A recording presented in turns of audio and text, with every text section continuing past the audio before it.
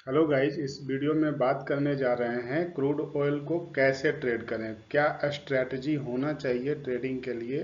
तो इसमें मैं सारे पॉइंट्स को कवर करूंगा, जिसमें फंडामेंटल एनालिसिस के आधार पर क्या रणनीति होना चाहिए, टेक्निकल एनालिसिस के आधार पर क्या रणनीति होना चाहिए, न्यूज बेस्ड पर कैसे ट्रेडिंग करना चाहिए, या आप स्प्रेड ट्रेडिंग कैसे करते हैं, सीजनल स्ट्रैटेजी क्या होता है, जैसे कि मौसम में कैसे ट्रेडिंग करना चाहिए, रिस्क मैनेजमेंट का क्या टिप्स होना चाहिए। तो ये सारी चीज़ों को देखते हुए और उपयोगी टूल्स भी लास्ट में मैं बताने वाला हूं, तो आप वीडियो के अंत तक जरूर बने रहें। तो शुरू करेंगे फंडामेंटल एनालिसिस से। तो जैसे स्क्रीन पर आप देख रहे हैं कि ये रिलाई करता है जो कि रियल वर्ल्ड में मैक्रो इकोनॉमिक फैक्टर्स होते हैं उस पे।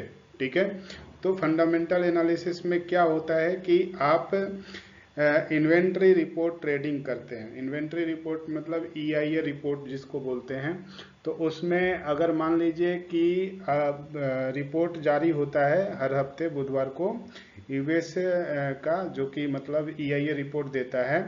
तो उसमें क्या रणनीति होना चाहिए? रणनीति होता है कि अगर स्टॉक बढ़े उम्मीद से ज़्यादा, मतलब स्टॉक मतलब जैसे कि क्रूड ऑयल का प्राइस नहीं, स्टॉक मतलब कि जो प्रोडक्शन है वो अगर बढ़ जाता है उम्मीद से ज़्यादा, तो की कीमतों में गिरावट होगा, मतलब उसके प्राइस में गिरावट होगा। तो ये मैंने लिखा है कि इन्वेंट्री अगर बढ़ जाता है ज़्यादा तो आपके क्रूड के प्राइस में गिरावट पॉसिबल है। ठीक है, इसको ध्यान में रखना है आपको। तो ये पॉइंट्स को नोट करिए। दूसरा पॉइंट क्या है कि अगर आपका स्टॉक घट जाता है, यानी कि इन्वेंट्री घट जाता है, तो कीमतें बढ़ती हैं। ठीक है, तो ये रिपोर्ट पढ़ने का तरीका है। अगर रिपोर्ट से पहले या बाद में ट्रेडिंग करें तो रिपोर्ट के अनुमान और असली आंकड़ों की तुलना जरूर करना चाहिए। तो उसका एक अनुमान लगा सकते हैं अगर आप पहले ट्रेड किसी का ले रहे हैं या बाद में ट्रेड ले रहे हैं। तो रियल में जो इन्वेंट्री का रिपोर्ट आया है तो उसका क्या इम्पैक्ट शॉर्ट टर्म है या लॉन्ग टर्म है, उसको अनुमान लगा के ही आप ट्रेड लें। तो ये रिपोर्ट बेस्ड ट्रेडिंग होता है, जो उसका एक फंडामेंटल स्ट्रेटजी है। ठीक है, दूसरा जो हम बात करने वाले हैं, ओपेक की घोषणाओं पर नज़र रखना। ठीक है, अगर ओपेक जब प्रोडक्शन घटाता है तो कीमतें बढ़ती हैं, यानी कि बाई करना है। ठीक है, अगर ओपेक प्रोडक्शन घटा देता है तो कीमतें बढ़ती हैं।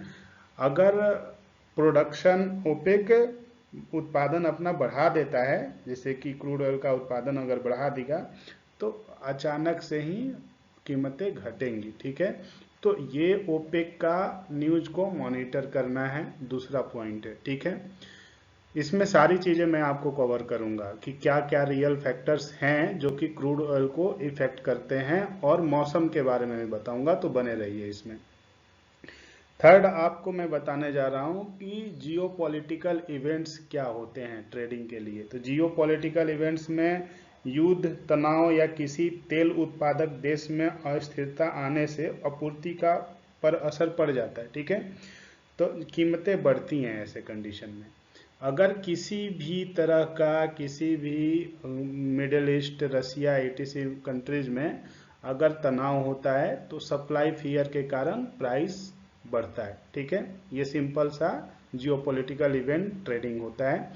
दूसरा ये आपका एक स्ट्रेटजी होता है जिसमें न्यूज मॉनिटर करें और शॉर्ट टर्म मूवमेंट का फायदा उठाएं। मतलब न्यूज को मॉनिटर करिए, ठीक है, और जिसमें शॉर्ट टर्म वॉलेटिलिटी जो होता है उसको आप उसका फायदा उठा सकते हैं। तो ये दूसरा तरीका है ट्रेडिंग का। अब इसमें टेक्निकल एनालिसिस में क्या होता है, टेक्निकल एनालिसिस में मतलब टेक्निकल एनालिसिस के आधार पर क्या रणनीति अपनाना चाहिए, इसको हम देखेंगे। तो ये ज़्यादातर बेस्ड होता है चार्ट के अनुसार, चार्ट पैटर्न और इंडिकेटर पर आधारित रहता है। ये ट्रेड फॉलो करना, ट्रेंड को मतलब फॉलो करते हुए कैसे काम करें। तो अभी इसमें दो, एक पहला पॉइंट होता है कि मूविंग एवरेज लगा लिए। मूविंग एवरेज में 50, 200 EMA ज़्यादा यूज किया जाता है, और ADX का यूज करके आप ट्रेड करते हैं। तो अगर प्राइस ऊपर चला गया एवरेज के तो आप बाई करेंगे, अगर प्राइस नीचे ब्रेक कर गया दोनों एवरेज के तो आप सेल रखेंगे, जो सबसे ऊपर मूविंग एवरेज है उसका स्टॉप लॉस ले लेंगे। ये एक सिंपल ट्रेडिंग तरीका है प्राइस को रीड करते हुए ट्रेड करना, ठीक है। तो ये आपका मतलब एक तरीका हो गया ट्रेंड को फॉलो करते हुए। अब बात करेंगे कि रेंज ट्रेडिंग क्या होता है। तो अभी देखिए रेंज ट्रेडिंग क्या होता है। जब मार्केट साइडवेज हो, ना ऊपर जाए ना नीचे आए, तो सपोर्ट के पास बाई करें और रेसिस्टेंस के पास सेल कर दें, ठीक है। मतलब इसके पुष्टि के लिए आप यूज कर सकते हैं आरएसआई और स्टोचस्टिक इंडिकेटर का इस्तेमाल करते हैं ज़्यादातर लोग, जो कि रेंज ट्रेडिंग में सबसे ज़्यादा कारगर होता है। ये आरएसआई और स्टोचस्टिक इंडिकेटर। ब्रेकआउट स्ट्रेटजी को अभी देखेंगे कि ब्रेकआउट स्ट्रेटजी को कैसे हम फॉलो करते हैं। जब प्राइस किसी मुख्य सपोर्ट रेसिस्टेंस को तोड़ देता है, जब प्राइस किसी मुख्य सपोर्ट और रेसिस्टेंस को हाई वॉल्यूम से तोड़ देता है, रेसिस्टेंस के ऊपर ब्रेकआउट हो तब बाई करना है, और सपोर्ट के नीचे ब्रेकआउट हो तो ब्रेकडाउन हो तो सेल करना है, ठीक है। सपोर्ट के नीचे ब्रेकडाउन हो तो सेल करना है, और रेसिस्टेंस के ऊपर ब्रेकआउट हो तो बाई करना है। ये ब्रेकआउट स्ट्रेटजी होता है। इसमें आप टेक्निकल में ही मूविंग एवरेज क्रॉसओवर का स्ट्रेटजी जो होता है, तो उसमें एग्जांपल के तौर पर आपको क्या करना है कि 50 ईएमए जब 200 ईएमए के ऊपर जाए तो गोल्डन क्रॉसओवर यानी कि बाई सिग्नल उसको माना जाता है। 50 ईएमए जब नीचे जाए 200 ईएमए के तो डेथ क्रॉसओवर यानी कि सेल सिग्नल माना जाएगा। तो जब तक क्रॉस न करे तब तक आप मतलब वेट कर सकते हैं। तो मूविंग एवरेज क्रॉसओवर का भी एक आप ट्रेडिंग स्ट्रेटजी यूज कर सकते हैं। तो ये हो गया आपका टेक्निकल स्ट्रेटजी, ठीक है। टेक्निकल मतलब टेक्निकल एनालिसिस पर आधारित रणनीति जो अपनाएंगे ट्रेडिंग में, वो ये सारी चीजें हो गई। अब न्यूज बेस्ड ट्रेडिंग कैसे करते हैं, ठीक है। न्यूज बेस्ड ट्रेडिंग मतलब शॉर्ट टर्म वॉलेटिलिटी को देखना, जैसे कि लाइव न्यूज, जैसे अमेरिका ईरान का तनाव हो गया, ठीक है। अमेरिका ईरान का तनाव हुआ तो प्राइस में उथल पुथल होता है, क्योंकि अगर अमेरिका ईरान का तनाव होगा तो प्रोडक्शन पर असर पड़ेगा। तो ये सारी चीज़ें एक रिलेटेड वे में आपको जोड़ना है, ठीक है। और आप मॉनिटर कर सकते हैं ब्लूमबर्ग, रेटर और सीएनबीसी के हेडलाइंस को। मिडिल ईस्ट टेंशन को भी, यूएस ईरान को, हरिकेन्स इफेक्ट, गल्फ रिफाइन मतलब क्या गल्फ रिफाइनरी पर ये सब पड़ रहा है। तो ये सारी चीज़ों को आप एनालिसिस कर सकते हैं। तूफान जो गल्फ रिफाइनरी पर आता है उससे भी प्रोडक्शन प्रभावित होता है, तो वो उसको ही हरिकेन्स इफेक्ट बोला जाता है। अचानक सप्लाई रुक जाता है जो कारण से, मतलब जैसे कि कुछ कारण होता है जिसके कारण अचानक सप्लाई रुकना पड़ता है, तो उससे भी आपका इफेक्ट पड़ता है प्राइस पर, तो उसको भी रीड करना होता है। और आप मेजर न्यूज जैसे कि रणनीति के तौर पर न्यूज को तुरंत बाद छोटे समय के लिए ट्रेड करें, जिसमें आप न्यूज कोई देख रहे हैं तो ऐसा है कि उसका इफेक्ट बहुत शार्प आता है, ठीक है। तो हो सकता है कि आप तक न्यूज पहुंचते पहुंचते ही उस प्राइस में मोमेंटम आ गया। तो ऐसे कारणों को समझने के लिए, देखने के लिए आपको जरूरी होता है वो न्यूज चैनल को या वो न्यूज स्ट्रीम को फॉलो करना जो कि तुरंत आपको न्यूज स्प्रेड करते हैं, वर्ल्ड वाइड अवेलेबल है, जैसे कि ब्लूमबर्ग हो गया, रिटर्स हो गए, सीएनबीसी हो गया। तो ये सब वर्ल्ड वाइड न्यूज स्ट्रीम करते हैं। तो इसके न्यूज चैनल प्लेटफॉर्म को आप अवश्य देखें जब न्यूज बेस्ड ट्रेडिंग स्ट्रेटजी अपनाना है। तो स्प्रेड ट्रेडिंग क्या होता है? स्प्रेड ट्रेडिंग मतलब जैसे कि आप WTI और ब्रेंट क्रूड में आप ट्रेड करते हैं, ठीक है, उसके डिफरेंस को ट्रेड करते हैं, तो वो एक स्प्रेड प्राइस डिफरेंस हो गया जिसमें, तो उसका एक स्प्रेड हो गया। या आप फ्रंट मंथ को बैक मंथ से कैलेंडर स्प्रेड बना के ट्रेड करते हैं, तो ये एक दूसरा तरीका हो गया कि मतलब आप किसी ना किसी वे में मतलब बैलेंस करके आपने ट्रेड कर रहे हैं, तो वो स्प्रेड ट्रेडिंग कहते हैं। ठीक है, मतलब जैसे मान लो कि प्राइस बढ़े जा रहा है बढ़े जा रहा है, तो नेक्स्ट मंथ का प्राइस में प्रीमियम ज़्यादा होता है जो कि करेंट मंथ के ये में होता है। तो कभी आपको शॉर्ट टर्म में प्राइस रीड कर रहे हो और शॉर्टिंग अपॉर्चुनिटी मिले, तो उसमें कर क्या सकते हो कि आप नेक्स्ट मंथ के जो ये है उसको आप सेल करो। ठीक है, और उसमें आप अगर बाई कर रहे हो तो इधर वाले मतलब ये को बाई करके भी, जब अगर आपके ब्रेक लेवल से ऊपर जाने लगे तो बाई भी कर सकते हो, बाई करके उसको बैलेंस कर सकते हो। तो इस तरीके से आप कैलेंडर स्प्रेड बना सकते हैं, ये भी आसान होता है। Strategise used by professional and hedge funds. ठीक है, तो ये जैसे कि ज़्यादातर लोग ये स्ट्रेटजी जो यूज करते हैं वो प्रोफेशनल होते हैं या हेज फंड वाले होते हैं, जो कि स्प्रेड ट्रेडिंग का ज़्यादातर इस्तेमाल करते हैं। ठीक है, सीजनल स्ट्रेटजी यानी कि मौसमी ट्रेडिंग क्या होता है। ठीक है, तो गर्मी के मौसम में जून अगस्त में पेट्रोल की खपत बढ़ती है, तो इसके कारण कीमत भी बढ़ जाता है।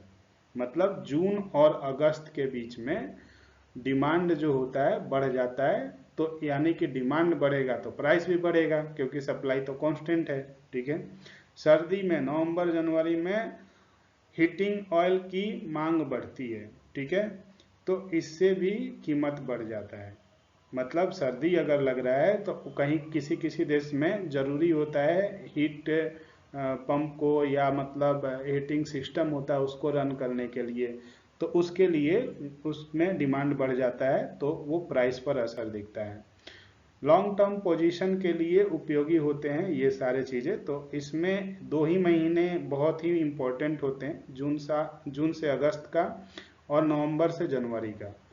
तो ये दो, एक तरह से मान लीजिए नवंबर दिसंबर जनवरी 3 महीने का एक पीरियड होता है, मतलब एक एक क्वार्टर आप ले लो। ठीक है, तो ये दोनों क्वार्टर काफ़ी इम्पोर्टेंट होते हैं सीजनल स्ट्रेटजी के लिए। रिस्क मैनेजमेंट के लिए क्या होता है जरूरी टिप्स। रिस्क मैनेजमेंट के लिए आपको हमेशा स्टॉप लॉस लगाना चाहिए। ठीक है, तो ये आप जैसे कि मैं यहाँ पर पॉइंट आउट भी कर दे रहा हूँ। ठीक है, कि ये सीजनल स्ट्रेटजी आपको लिखा हुआ है, तो मैं तो हिंदी में बोल रहा हूँ, आप इंग्लिश में भी इसे नोट डाउन कर सकते हैं। तो अभी आपको सीजनल स्ट्रेटजी से मैं आपको रिस्क मैनेजमेंट की तरफ ले जा रहा हूँ।